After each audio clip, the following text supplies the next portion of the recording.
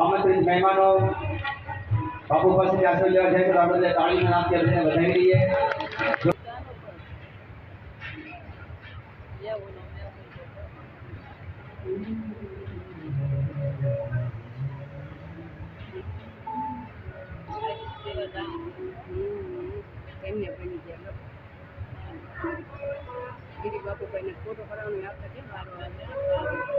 જે યજમાનનું નામ બોલો એ ઝડપથી આવી જાય.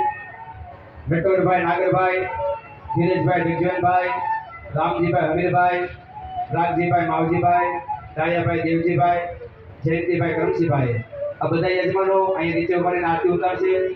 અને બહેનોમાં મંજુલાબેન, પ્રભાબેન, રાજુબેન, મંગુબેન, જસુબેન, કંચનબેન, જયાબેન જયદીપભાઈ, નીરુબેન પ્રભુ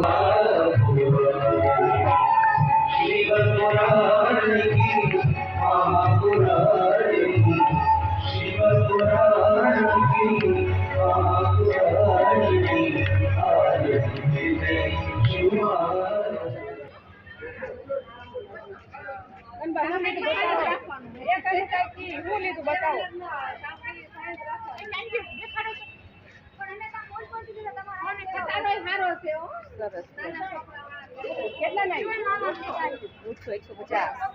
એક જ ફિક્સ ભાવ બધે આ જોઈ છે પકડો 150 ફિક્સ રેટ ગમે લો બધી એક દુકાનમાં એક જ ભાવ. દુકાન ઘણી બધી મોટી મોટી છે.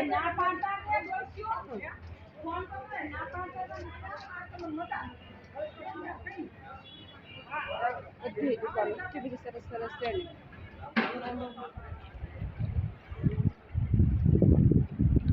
જો મહેશભાઈ નવરાવે છે. મહેશભાઈ આટલું તો ના નાવા આવ્યા ને વહેલા હવા નાવા નથી આવતા. બપોરે ને સાંજે જ આવે છે. આજ મહેશભાઈ આટલું જઈને તમે ગતારમાં હાલો બસ હા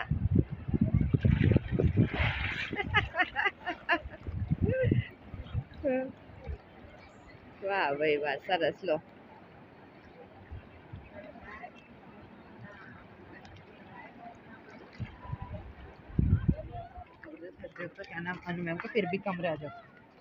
નાવા પાડીએ તો બોટમાં બેસીએ ને આપણે પછી અંદર આપણને પાડે નાવું જવું હોય ને તો આપણે અંદર આ રીતના નીચે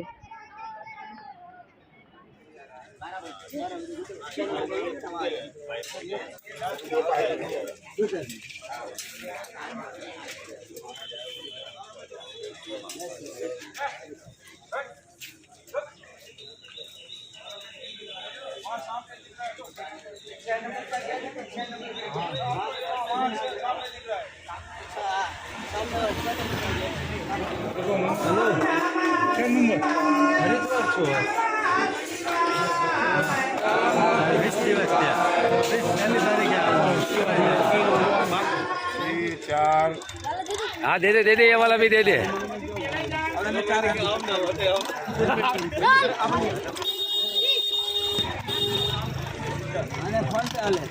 ચાલે આપણે દસ હાલતા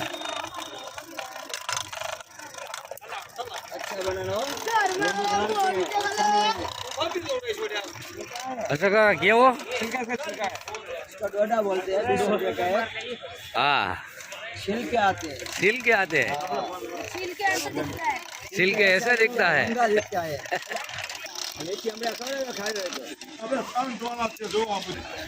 क्या बोलो लगा दो આપણે મંદિર 2 કિલો મકા 2 એક લેવાનું કા અહીંયા આવી એટલે ભલા માણસો આપણે પૈસા નહીં દેવાના.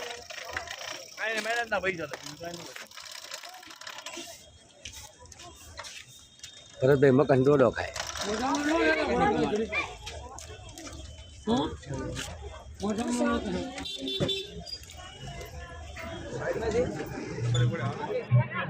આરતીનો સમય થઈ ગયો. બધા દીવા કરીને બેઠા ગંગા મૈયા. અહીંયા જ અમારો કથાનો મંડપ બાજુમાં. આ રામ ઝૂલો સાવ બધું નજીક નજીક જ છે. હાવ ગંગાના કાંઠે જ તે કથા મંડપ છે અમારો. બધા લાઈનમાં બેસાડ્યા છે. સાઈડ ચીજો બધા લાઈનમાં બેસાડવા વારો છે એમનો. નામ લખાયું છે એમને સેવામાં, પણ એમાં બધાની એમને લાઈનમાં બેસાડવાના. જો આ ભાઈ પોતે જ એમને કથા બેસાડી છે.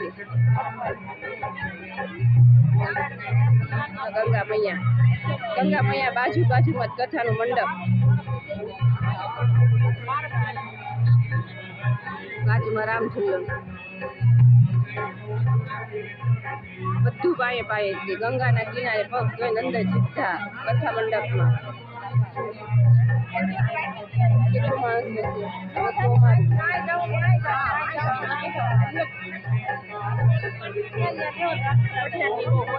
બા વાત કરે ને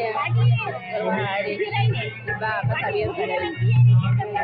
બધા સાધુ સંતો આવ્યા છે બોટાદથી.